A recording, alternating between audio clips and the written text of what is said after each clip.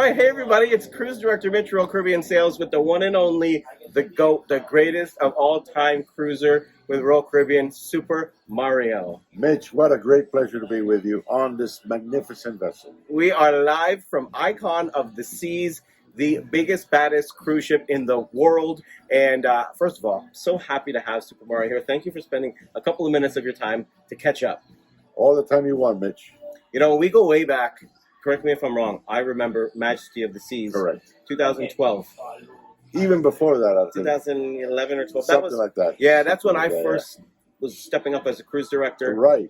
I sailed with you your first contract as cruise director on Majesty. Yes. I think I did. I think so. I'm pretty sure I did, yeah. You were always in Boleros. What a great venue, wasn't that? I had my reserve table in Boleros, yeah. You know, one of my favorite things is, what we're going to get to in a second, is your reserved area. So we're going to get to that. That's why the GOAT, the greatest of all time, the legendary Super Mario, the longest, most tenured cruiser at Royal Caribbean International. That's a pretty big achievement, and it's a pretty big thing. And it's been a big responsibility, too. It is. It is responsibility, because I have to, I'm sort of like an unofficial brand ambassador. You are. You know, that's what they consider me. Yep. Yeah.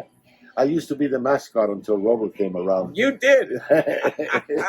Taking your spotlight a little bit, right?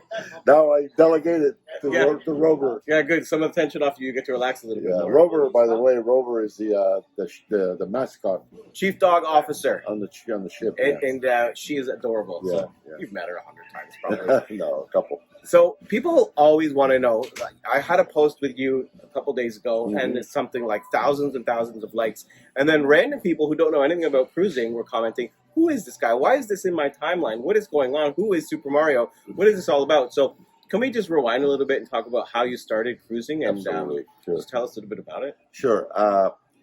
My passion for cruising began when I was in my 20s, many, many, many years ago. I knew I wanted to live on a cruise ship. So I had 15 years sort of to save money for it and get ready for it. And then when the day came, I was in my mid-40s. I said, okay, now which cruise line do I adopt? Because I don't want to move around like a gypsy. Well, I didn't know, so I did an experiment. I sailed on 10 different cruise lines and did 150 cruises. Wow. On 150 different ships, 10 cruise lines. Because I wanted to get to learn the industry. Well, by the time the experiment was over in 1999, I guess it was, I was undecided. I couldn't make up my mind which cruise line. They were all good, all the cruise lines. That's one thing we always say. We don't compete with other cruise lines. We love each cruise line. There's a cruise line for everybody. Exactly. And So yeah, we compete with Vegas and Orlando and places like that. We don't compete with other cruise lines. So I was in a quandary. At the end of the experiment, I'm going, where do I go? Which one do I want? I like all of them. At that time, just so happened the Voyager was coming out. Yep. She came into the port of Miami, and I have a condo in Miami, and I'm looking out of my balcony, and I'm seeing this massive ship, brand new ship, sail into the port. I'm going, oh my God, I need to book her. I need to do one more experiment. And I booked her. I got on the Voyager and said, oh man, this ship was made for me. Yep. It was made for me. That's it. Contest over and done with. From that day on, loyal to Royal. Wonderful. Yeah. And you know, that was the first revolutionary big ship that came out with the Royal Promenade, the rock climbing wall, the ice skating rink. Exactly. And now with Icon, 25 years later, it is the next generation, the evolution. Royal Caribbean has been doing it for over 50 years. Yeah. I think there's been 3 key milestones in the history of Royal Caribbean. The Voyager of the Seas was revolutionary, obviously. Then Oasis. Yes. And now Icon. Yep. Those are the 3 major. Yep. And it's funny that Oasis, I was luckily enough to be on the takeout team as activities manager back in the day. I remember. And luckily after that, I got promoted. And so it's a really amazing feeling to be on the Icon, to see how far we've come. But it really all is because of you. As the top cruiser at Royal Caribbean, all the other Pinnacle members, Diamond Plus Diamond, Platinum, Emerald, all Crown and Anchor members that are loyal to Royal Caribbean enable us to continue to innovate and be able to build these ships, because without our loyal guests, we don't have anything. Imagine the Crown and Anchor Society is now pushing 20 million members worldwide. It's amazing. That is the most successful loyalty program in the industry. Yep, and we owe it to our amazing cruisers. You, as the top Pinnacle member, how many points do you have? I hit 11,300 last week. Wow, 11,300. So what would that kind of be in an equivalent of how long you've cruised? Okay, you know, the cruise nights and cruise points don't correlate. Yeah. Because they get double points for suites. And yes. You're always going to have more cruise points than cruise nights. I have number of physical cruises on Royal, without counting the other 150. Yeah. It's just over 1,000. Wow. 1,000. Cruises. Physical cruises. Wow. Now, I'll give you an average, multiply by 8, average per cruise, that's 8,000 nights. That's something. Now, they tell me, the travel professionals in the media, they tell me that's a world record. Whether it is or not, I don't know. Can we get you in the Guinness World Record? Well, have you looked at that I yet? talked to Michael Bailey about that, and he said, that is a great idea. Why don't we get our names in the Guinness? So he's going to work on it and let me know. I love that. Yeah, they're going to have to provide the documentation, and so forth. Yeah, but you can get that because we have to have records of that anyway. You have all the records. I have all the records. So we're going to sort of work together on that. That's amazing. Yeah. So people just wonder, and so are you retired now, or do you still work? No, I'm still running my business from the ship. So still running your business from the ship. Yeah. The fact that we now have the fastest Wi-Fi in the world, boom, powered by Starlink, doesn't hurt because now you're able to stay connected 24/7. Absolutely. Now my efficiency has gone up 200%. Amazing. Because of Starlink. Exactly. So without getting too much into it, you're in investing. I manage other people's money. There you go. Yeah. OPM. So he's good with money. That's why he can be on the ships. There And you go. do you still have a house in Florida? Or? I had my condo in Miami. I've always had that condo. And you're just not there very often. No, it's a home base. It's what it is, really. It's not. I don't sleep there. This is amazing. So I mean, I cruise 50 weeks a year. 50 weeks a year. Wow. And guess what I do the other 2 weeks? Laundry. I'm on vacation. It's pretty amazing. A lot of people have commented on that picture I posted, just like, how do you do it? That's amazing. My dream, goals, life goals, hashtag life goals. So you are living the dream. You're living that life that, I am living the dream. We thought we were living the dream as working on the ship, but even better, your side. Yeah. What's your favorite benefit as a Pinnacle member? Well, once you get the Pinnacle, you get certain benefits that nobody else gets. For example, free internet. That's a big benefit. Yeah. Free internet. Then you get access to the suite lounge and coastal kitchen on Oasis class and Quantum class. And then you get the free cruises. Once you reach Pinnacle, you get a free cruise. And then every 350 points, or say 50 cruises, you get another one, and then another one. Wow. I've got many free cruises. Yeah. And not to mention the 6 free drinks a day. And the 6 free drinks a day. I'm trying to get to diamond status pretty quick. Okay. You want some points? I'll give you some. That would be amazing. You could share some with me. I'll give you some. Yeah. There's always another level they're going to get. They're going to have to add perks for you. Well, that's what they say. But no, I say, I'm keeping Pinnacle. That's okay. I'm happy with Pinnacle. Maybe you'll be like Pinnacle Plus or something. That's what they're trying to do. They're trying to carve out the top creme de la creme and say, let's make that a Pinnacle Plus. Do you know how many Pinnacle members we have? We have approximately, and this is an unofficial number, around 6,000. And that's over 700 cruise points. Yeah, but keep in mind you have 20 million members. It's true. That's a rounding error. Wow. Really, it's a minuscule number. It is very small. Very small. The only problem is, as the Pinnacle population grows, you start to get crowding in the coastal kitchen, in the suite lounges. So that's why they're going to need another top level. Eventually, keep cruising. Eventually, they're going to probably have to do something. Wow. Eventually, yeah. So let me ask you a question here. I would just say, really, one thing that I was going to think about is when you were off cruising for a couple of years, we were off 30, 40, 50,000 crew members were home. What was that like for you? Obviously, it was pretty. It was miserable. Yeah. The day I had to get off, March of 2020, out of Oasis, I was doing Oasis, and they told me I had to get off. I said, well, come on, guys, I'm here back to back for another 3 months.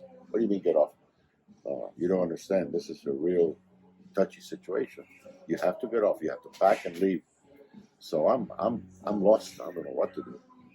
I'm in Terminal A, looking up in the sky, saying, where am I going? Well, I decided, I don't know how long this is going to last. Nobody knew. So I decided right away I'm going to leave Miami and fly to the Caribbean. Yeah. Which is what I like. So I found through friends a timeshare in Aruba. Yes. So I went to Aruba and I spent 15 months in Aruba, and then we restarted 15 months later. Yeah.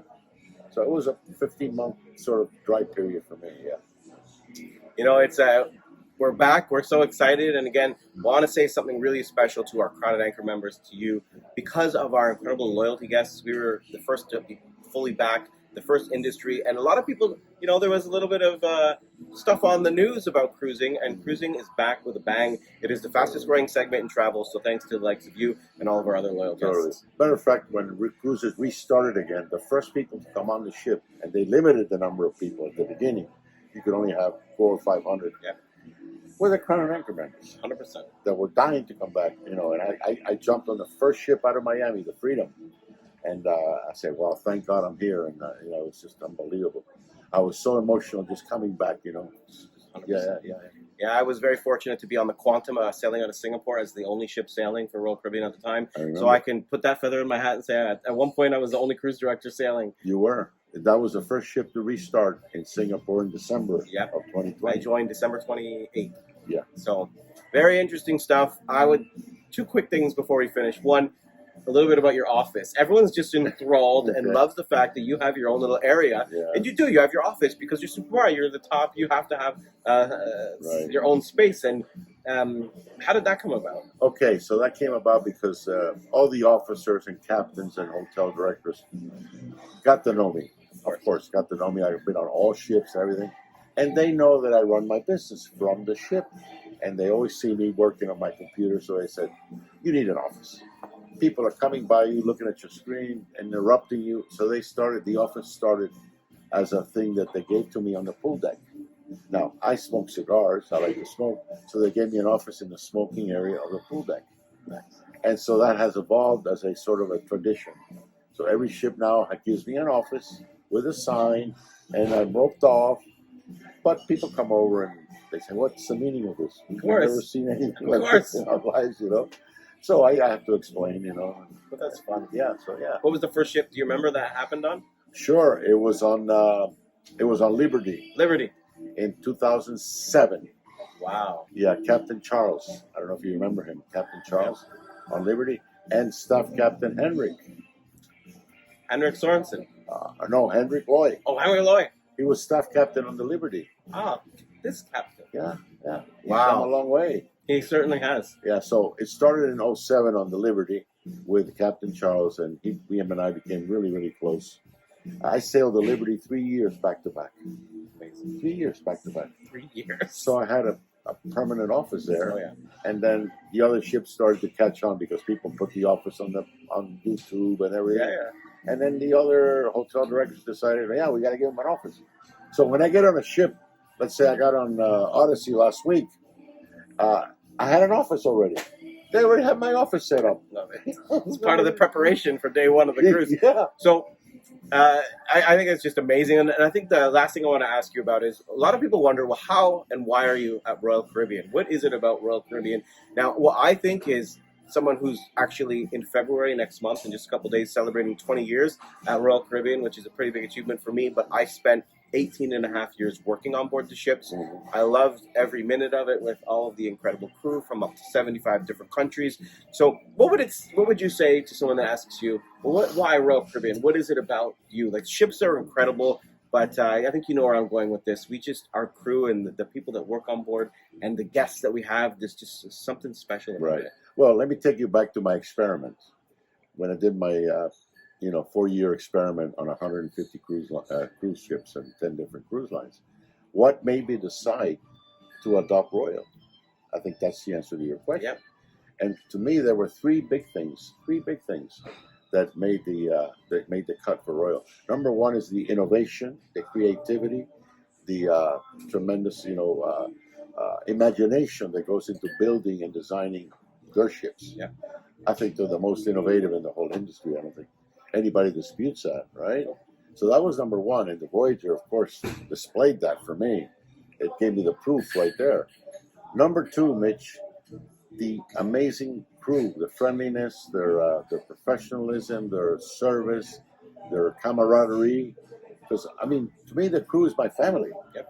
I don't have any friends on land. I Yep. lost them all. Same. The crew, Right. they're my friends.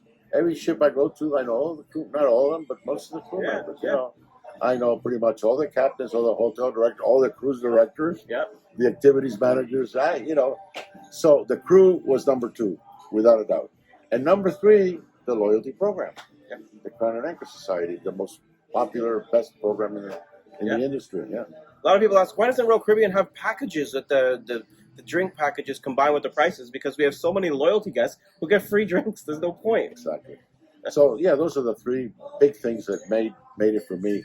Number 1 being the real driver, the innovation factor. Yeah. And you know what? All these years later, we are still doing it. Ever since the smallest ships, Sovereign of the Seas, the first cruise line to have balconies, and we keep pushing the envelope. So you will see it if you are, able to come and cruise on Icon of the Seas, and maybe you will find Super Mario up on the pool deck in his office. Come and say hello. So, I know you get asked this a lot. So, when people ask me if I have a favorite ship, I say I really don't think I do. But do you have one? I'm like you, Mitch. I've sailed on there's right now 27 ships on Royal. Of those 27, I've sailed on 26. I'm missing the Spectrum because it never hit North America. Yeah. It went straight to Asia. So I've done 26 and plus 5 that have been sold out. Yep. Majesty, Empress, Legend, Splendor. Monarch. So Monarch. Yeah. So I think it's 32 ships there. And I have to mention not only the crew but the shoreside people at Royal. I've gotten to know all the executives and all the managers and directors. Such a tight family, It really is a family company, a family brand, and an amazing group of people that are so passionate about it, with not just the people that work at Royal Caribbean, but our guests as well. And you're known as Super Mario, the top guest who's cruised the most, and people look up to you. So we all do, as well as staff and crew who worked on board. So thank you for your loyalty to Royal Caribbean, and thank you for spending a couple of minutes here to say hello and talk a little bit about yourself with our guests. Okay, well, thank you, Mitch. And I've always regarded you as a very good friend, and over the years I've seen you, on Majesty, then on Odyssey, now on Icon. So I keep following your career, even though you're in sales now. Yeah. Well, thank you so much for your time. It's all great right, to have Mitch, you. All right, thank Super you. Mario, the legend, the GOAT, the greatest of all time cruiser. Thanks for tuning in. The ex-mascot. The ex-mascot. See you next time. All right, ciao for now.